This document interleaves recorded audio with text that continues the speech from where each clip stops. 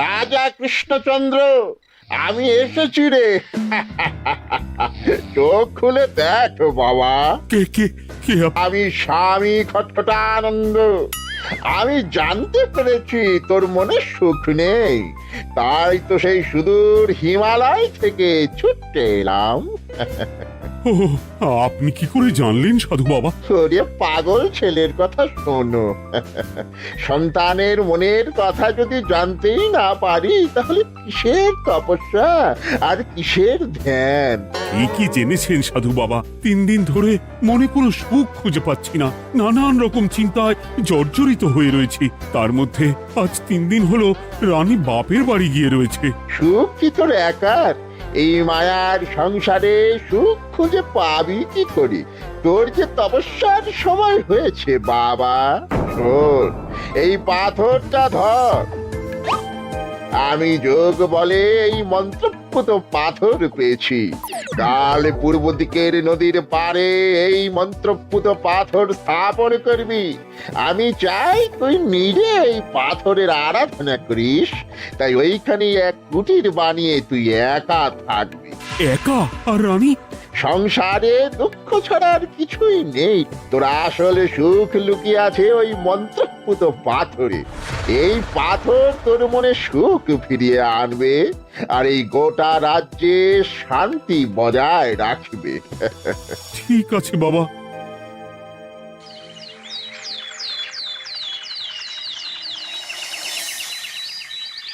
জয় বাবা খটখটানন্দের জয়। কি তার জ্যোতি, কি তার ব্যক্তিত্ব, আহ, কি তার কণ্ঠস্বর! এই মন্ত্রপুত পাথর আমার এবং এই রাজ্যের সকলে সুখ শান্তি ফিরিয়ে আনবে। আজ থেকে আমি সাধু বাবার পরামর্শ মতন এখানেই থাকবো। তোমাদের যার যা যা বক্তব্য আমাকে এখানে এসেই বলবে। কোনো চিন্তা করবেন না মহারাজ, আমি সব সামলে নেব। আপনি নিষ্ঠা সহকারে সাধু বাবার আদেশ পালন করুন। মহারাজ, যার নামেই খট তার কথাই ভরসা করা কি ঠিক হবে? একটা সামান্য পাথর কি করে সুখ ফিরিয়ে আনবে মহারাজ? বিষয়টা কি খটখটানন্দের মতন খটকার নয়? এটা মোটেই সামান্য পাথর নয় গোপাল, এটা মন্ত্রপুত পাথর। আর এসব হচ্ছে বিশ্বাসের ব্যাপার। শুধু তোমার মতন ভাঁড় দিয়ে কি আর রাজ্য চলে? রাজ্য চালাতে গেলে ভক্তি, শ্রদ্ধা, আশীর্বাদও দরকার হয়। ঠিকই, শাস্ত্রে বলে বিশ্বাসে মিলায় বস্তু, তর্কে বহুদূর। কিন্তু মহারাজ, রাজ্যটাও তো চালাতে হবে। আপনি এখানে থাকলে এই রাজ্যের কি হবে মহারাজ? একবার ভেবে দেখুন, সাধু বাবা আসল না হয়ে নকলও তো হতে পারে।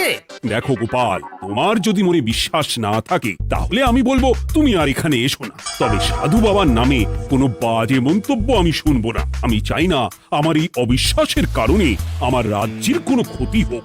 আর আমি এই রাজ্যের মন্ত্রী, আমি থাকতে তোমাকে রাজ্য নিয়ে বেশি ভাবতে হবে না। তুমি এখন যাও তো গোপাল, যাও। মহারাজকে আর বিরক্ত করো না। পাল না থাকলে এ রাজ্যের কিছুই এসে যাবে না। আমরা থাকতে নাকি ভাঁড় চালাবে রাজ্য? আচ্ছা, ঠিক আছে, দেখা যাক। তাহলে আসি মহারাজ। হ্যাঁ হ্যাঁ, এসো এসো।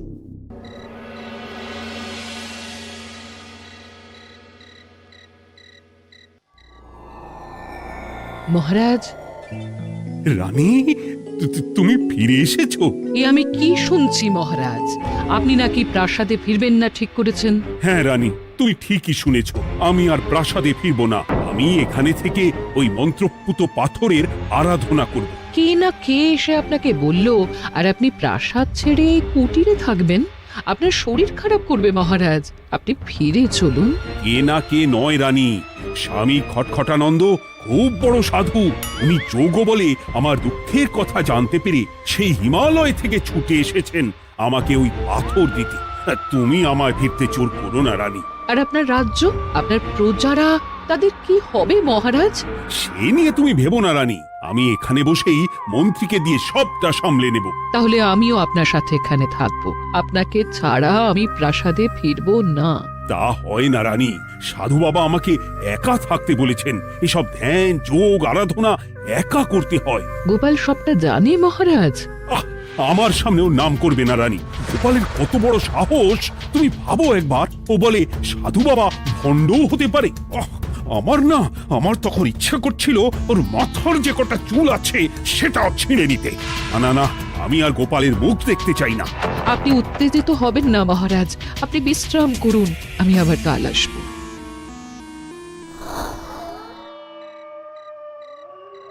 রাতের হাটেও সবজির যা দাম বেড়েছে, এরপর শুধু এক বেলা খেয়ে থাকতে হবে।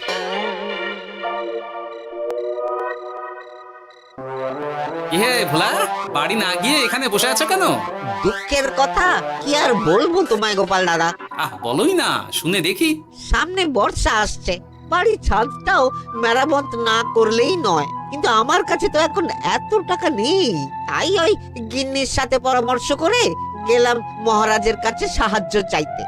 থামলে কেন, পুরোটা বলো। কি আর বলবো গোপাল দাদা, মহারাজের উত্তর শুনে আমি তো অবাক। সবই তো বুঝলাম ভোলা, কিন্তু আমার যে কিছুই করার নেই। সাধু বাবা বলেছেন আজ থেকেই রাজ্যের সব সুখ দুঃখের দায়িত্ব ওই মন্ত্রপুত পাথরে। তুমি চিন্তা করো না, এক কাজ করো, তোমার সমস্যার কথা গিয়ে ওই মন্ত্রপুত পাথরের কাছে জানাও। আর তোমরাও আজ থেকে তোমাদের যা চাওয়া পাওয়া আছে সব গিয়ে ওই পাথরকে জানাবে। হ্যাঁ, যা করার পাথরই করবেন। একবার যদি ওই সাধুকে হাতের কাছে পাই না, তাহলে ওই পাথর দিয়েই বেটার মাথা ফাটাবো। কিছু বললে গোপাল দাদা? না, কিছু বলিনি। যাও, তুমি বাড়ি যাও, চিন্তা করো না, দেখি কি করা যায়।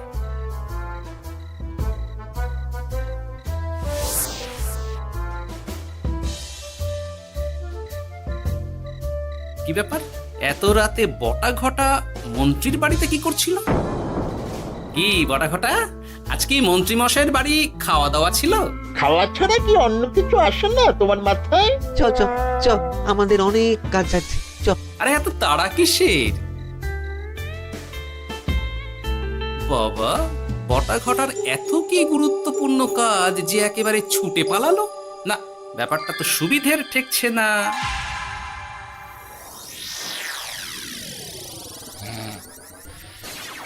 রাজা কৃষ্ণচন্দ্র, ওঠ বাবা, আমি এসেছি।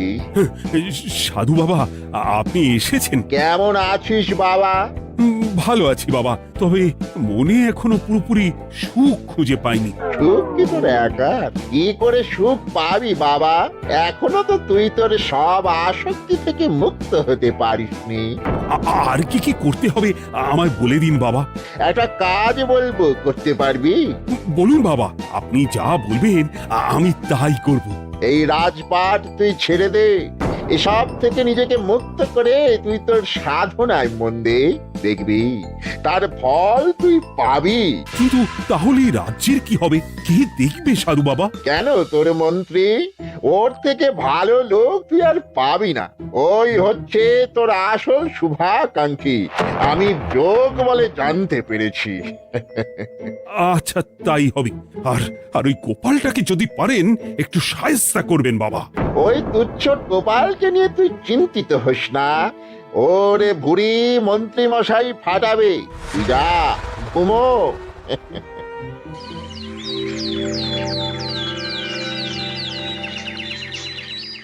শোনো শোনো শোনো, আজ থেকে মহারাজ কৃষ্ণচন্দ্রের আদেশে এই রাজ্যের ভার এই রাজ্যের মন্ত্রীর। আর মহারাজ নিজে তার কুটিরে নিরিবিলিতে থাকতে চাইছেন। উনি চান না কেউ ওনাকে বিরক্ত করুক। তাই আজ থেকে যার যা সমস্যা সবাই মন্ত্রী মশাইকে জানাবে। মন্ত্রী মশাই যাকে যা বলবেন তাকে তাই শুনতে হবে। শোনো শোনো শোনো। না, মহারাজকে থামাতেই হবে, না হলে বড় বিপদ হয়ে যাবে। যাই।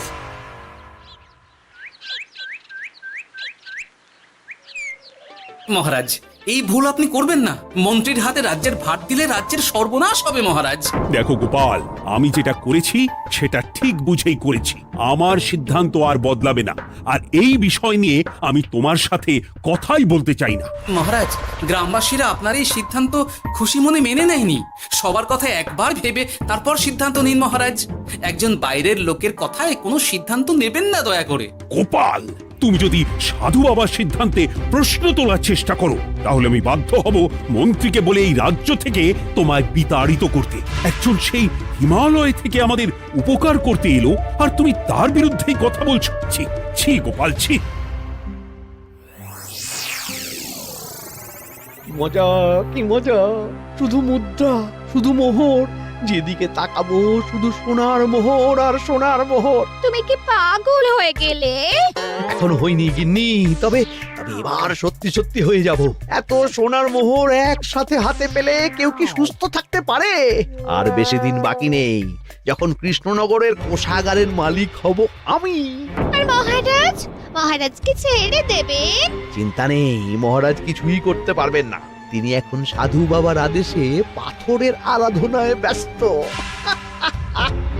আর প্রহরীরা, তারা কিছু বলবে না? প্রহরীরা তো এখন আমার গোলাম। মন্ত্রীমশাই, মন্ত্রীমশাই, আমরা এসেছি। ওই তো ওরা চলে এসেছে। ওরা কি করবে? ওরাই তো কোষাগার লুট করতে আমায় সাহায্য করবে। রাজ কোষাগার হবে শুধু আমার, আমার, আমার।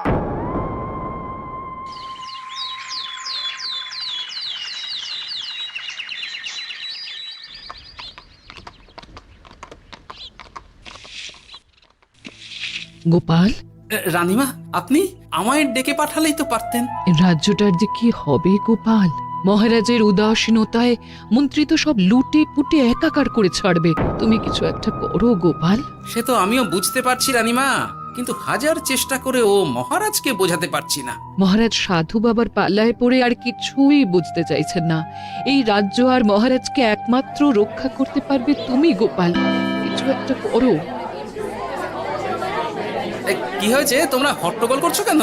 তুমি আর একটা বিহিত করো গোপাল দাদা, আমরা তো আর থাকতে পারছি না।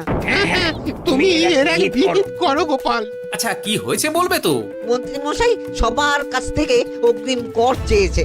সে প্রহরী পাঠিয়ে সবার বাড়ি বাড়ি বলে এসেছে দুদিনের মধ্যে অগ্রিম কর না দিলে সবাইকে ধরে কারাগারে ভরে দেবে।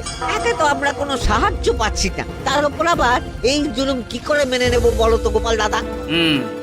আমাদের বাঁচাও গোপাল দাদা, আমাদের বাঁচাও, না হলে এই মন্ত্রীর জুলুমে আমরা সবাই মারা যাব। হ্যাঁ গোপাল, তুমি পারবে। কিছু একটা করো গোপাল, এই রাজ্যটাকে বাঁচাও। না, আর নয়, এবার এর একটা বিহিত করতেই হবে। শোনো, তোমরা সব নিজের নিজের বাড়ি যাও, আমি দেখছি কি করা যায়। মন্ত্রী দুদিনের মধ্যে কর চাইছে কেন? ওর আসল উদ্দেশ্য কি?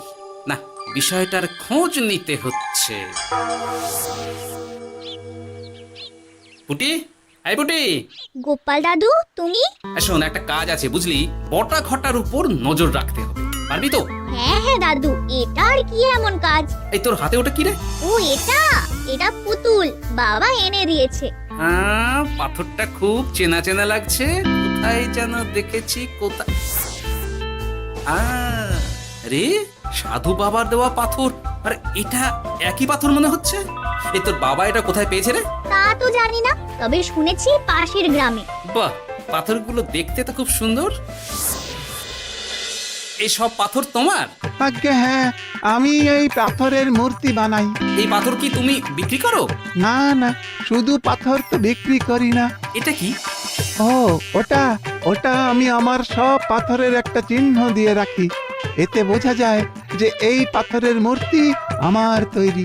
বাহ, চমৎকার কাজ করেছো। তোমাকে যে কি বলে ধন্যবাদ দেব তুমি জানো না। কৃষ্ণনগরের কত বড় উপকার তুমি করলে। গোপাল দাদু, ও গোপাল দাদু, গোপাল দাদু, গোপাল দাদু। কি ব্যাপার, এত সকাল সকাল? ভালো খবর এনেছিস মনে হচ্ছে। শুধু ভালো নয় দাদু, একেবারে গরম খবর। দাদু, রহস্য আমরা ফাঁস করে ফেলেছি দাদু। বলিস কি রে? শুনি শুনি। কাল রাতে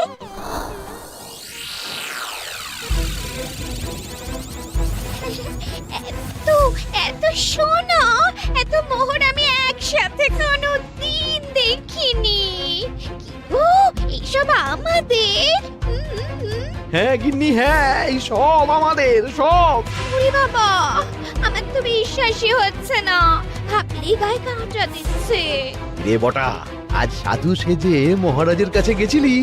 হ্যাঁ, মহারাজ তো আজ প্রায় পা ছুঁয়ে প্রণাম করতে যাচ্ছিলেন, কোনো মতে ঠেকিয়েছি। বলেছি প্রণাম নেওয়া আমার গুরুর বারণ আছে।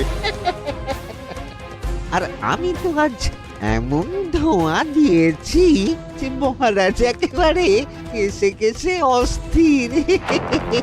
আর মাত্র 2 দিন, এই 2 দিন খেলাটা চালিয়ে যেতে পারলেই কেল্লা ফতে। আচ্ছা, এবার আমার কাছে পুরো বিষয়টা পরিষ্কার হলো। বাহ, তোরা দারুণ কাজ করেছিস রে। এবার শুধু আজ রাতে প্রমাণটা পেলেই হয়ে যাবে।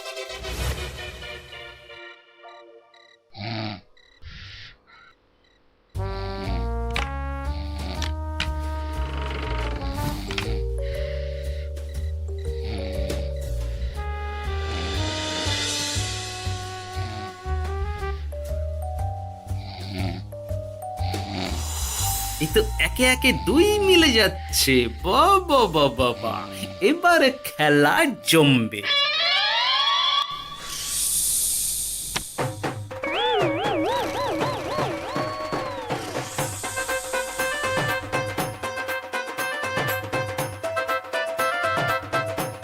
এই ঘটা ঘটা রে, এই ঘরে এত ধোঁয়া এলো কি করে রে?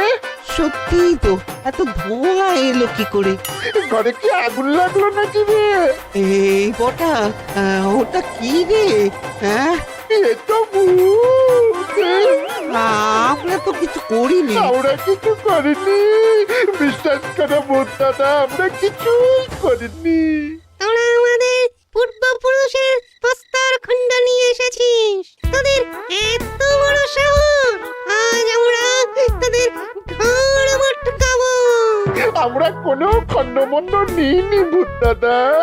এই কথা, তুই কি ওনাদের কোনো খণ্ড এনেছিস? না না না না না, আমি তো অমন কিছু আনিনি। আমার মনে হয় ওই আপনাদের কোথাও একটা ভুল হচ্ছে। মহারাজকে ওই পাথর তোরা কোথা থেকে এনে দিয়েছিস? ওটাই আমাদের প্রস্তর খণ্ড, আমাদের 5 পুরুষের সম্পত্তি। ওটা তো আমরা পাশের গ্রামে এক মূর্তি কারিগরের থেকে চুরি করে এনেছি। আপনারা যান না, যান, ওই কারিগরের কাছে ওরকম অনেক পাথর আছে। আমাদের ওটাই চাই। ও বাবা, উনি আবার কে? আমাদের দাদু, তৃতীয় পুরুষ। ও দাদু, এই চুরি ভূত দাদু, ওটা আনতে গেলে না মন্ত্রী মশাই আমাদের খুব মারবে। খা, ওদের মুন্ডু চিবিয়ে খা। না না, ওরকম করবেন না দাদু ভূত, তাতে আমাদের খুব লাগবে। তাহলে বল, মন্ত্রীর আসল উদ্দেশ্য কি? 2 দিন পর ও কি করবে? 2 দিন পরে মন্ত্রী মশাই কোষাগার লুট করে রাজ্য থেকে পালাবেন। এবার এবার আমাদের ছেড়ে দিন দাদু ভূত। তোদের ছাড়তে পারি একটাই শর্তে। বলুন বলুন।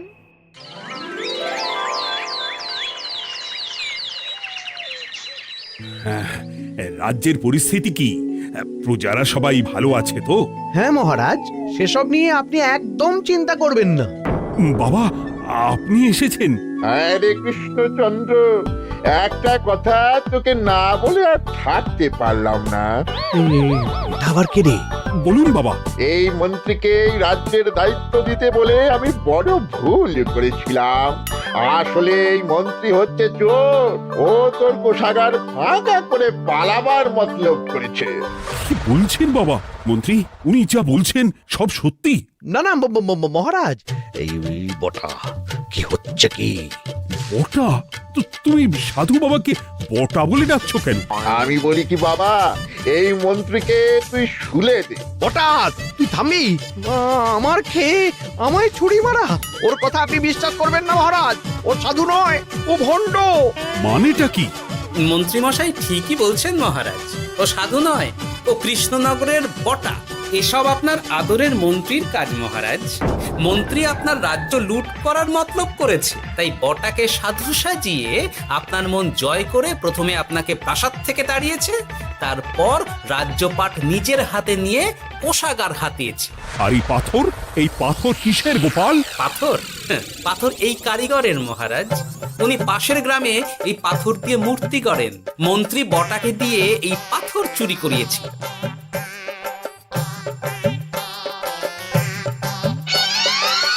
ওই পাথর আমার মহারাজ। আমি তোমায় ছাড়বো না মন্ত্রী, তোমায় আমি শুলে দেব। প্রহরী, প্রহরী! কেউ আসবে না মহারাজ। প্রহরীরা এখন আমার কথা ছাড়া আর কারুর কথা শুনবে না। আমি এখন আপনাদের সামনে দিয়ে আপনার কোষাগার নিয়ে চলে যাব, আর আপনারা শুধু দাঁড়িয়ে দাঁড়িয়ে দেখবেন। রে ন্যাপলা পুঁটি গুলটে, মন্ত্রীকে বেঁধে ফেল। এত সোজা নয় গোপাল, দেখবে? প্রহরী, প্রহরী! চেঁচান চেঁচান, আরো জোরে চেঁচান, কিন্তু ফল হবে না। আপনার প্রহরীরা সব গ্রামবাসীর হাতে বন্দী। আমায় ছেড়ে দিন মহারাজ, আমার ভুল হয়ে গেছে। এমন ভুল আমি আর করবো না মহারাজ, আমায় ছেড়ে দিন। ছেড়ে দেব? তোমার ব্যবস্থা আমি করছি। কিন্তু গোপাল, আমার মনের সুখের কি হবে? আমি কি আর সুখী হতে পারবো না? কেন পারবেন না মহারাজ? রাজার আসল সুখ তো তার প্রজার সুখে। একদম ঠিক কথা বলেছে গোপাল। প্রজার সুখেই রাজার সুখ। ঠিক গোপাল, ঠিক। তুমি না থাকলে যে আমার কি হতো? জয় গোপালের জয়! জয় গোপালের জয়।